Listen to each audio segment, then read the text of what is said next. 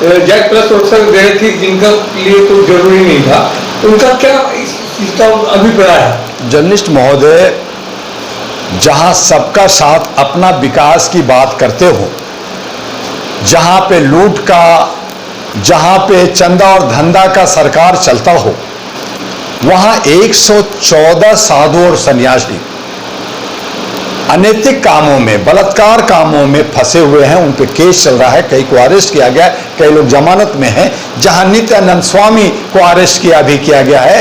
बागेश्वर बाबा अभी नया लड़का है, 12वीं पास भी नहीं है, एजुकेटेड नहीं है, उनकी भाषा आपको देखिए ना। लेकिन क्या है, और ये भी अभी रिसर्च आ रहा है कि उसका परिवार मुसलमान था और वो सब जो है बदल करके हिंदू और चोगा पहन के, उसका भाई भी मुसलमान, वो भाग गया, उसको मार दिया। तो वो कहानी इंटरनल है, वो अलग देख लें। लेकिन अगर बाबा है तो ये सब बाबा का कर्म क्या है, इनका इनकम क्या है? जनता को बेवकूफ बनाना, श्रोता को बेवकूफ बनाना। मैं तुम्हें स्वर्ग पहुंचा दूंगा, मैं तुम्हें मोक्ष दे दूंगा। अरे तुम किसी को मोक्ष दे देगा तो खुद मोक्ष ले लो। तुम अगर किसी में जान फूंक सकता है तो खुद अपने बाप दादा परदादा जो मर गए हैं उन पे फूंक करके जिंदा कर दो।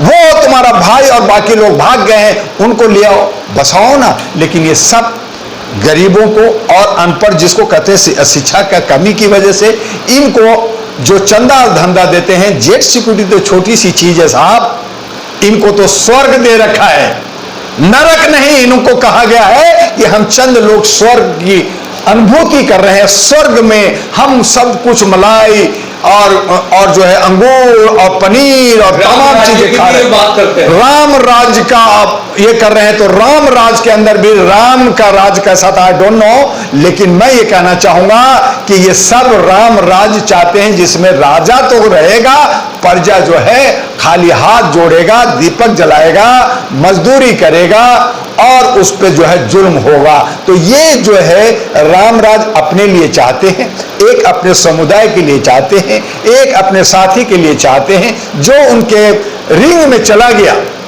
वो उसके लिए चाहते हैं, जो रिंग से बाहर है वो रिंग से बाहर है, उसके लिए दीवार खींच रखा है। जैसे अभी अभी अहमदाबाद में जब अमेरिका के राष्ट्रपति आए तो गरीब ना दिख जाए तो दीवार खींच दिया गया रोड पे और उसमें चूने लगा दिया गया कि पीछे कोई ना देखे। पीछे में गरीब लोग और जो है रन बसेरा करने वाले लोग रहे और आगे से गाड़ियां सू गया, देखो जी मेरा कितना जो है भारत जो है साफ सुथरा है। तो ये जो हाईवे, ये जो बहुत सारी चीजें दिखा रहे हैं और कर रहे हैं कि देखो मैंने बहुत सारा विकास किया है, मैं विश्व गुरु बन गया हूं, मैं सब जापान बन गया हूं, मैं टोक्यो बन गया हूं, मैं जो है न्यूयॉर्क बन गया हूं, पेरिस बन गया हूं। तो ये बतौलाबाजी, ये जुमलाबाजी जनता समझती है और बाहर के लोग मूर्ख नहीं है, वो भी समझते हैं। तो देश को ये लोग बेड़ागर्क कर रखा है। ये सब साधु सन्यासी, चाहे मुल्ला भी बहुत सारे जो मदरसा में रहने वाले, वो भी बेविचार में बहुत सारे फंसे हुए हैं, हाय तौबा मचा रहे हैं, मेरे साथ हो रहा है। और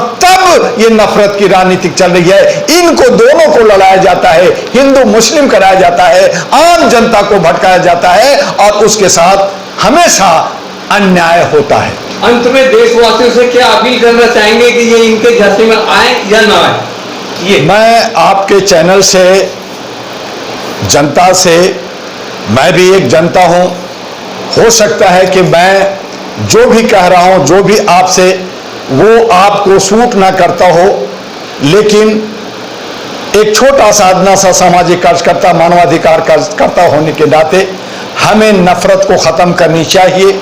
हमें जो है भाईचारा पैदा करना चाहिए, सामाजिक सौहार्द पैदा करना चाहिए। ये जात पात ऊंच नीच है उसको पाटना चाहिए, उसके बहकावे में नहीं आना चाहिए। क्योंकि हम बाजार में होते हैं, हम मोहल्ले में होते हैं, हमारा रहीम भी मेरा दोस्त है, हमारा राम भी मेरा दोस्त है, हमारा करीम भी मेरा दोस्त है, हमारा गुरप्रीत भी मेरा दोस्त है।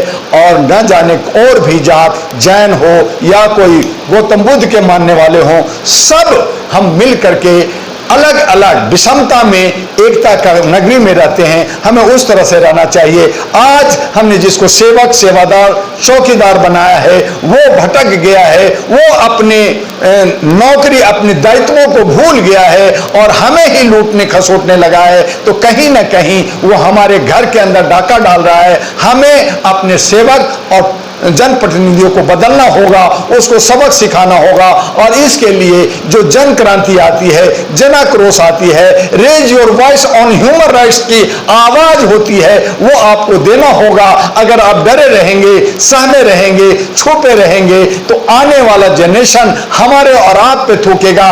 इसलिए आपसे मेरा अनुरोध है कि आप अपने हक अधिकार के लिए खड़ा होइए और गलत तत्वों को बाहर फेंकिए। धन्यवाद।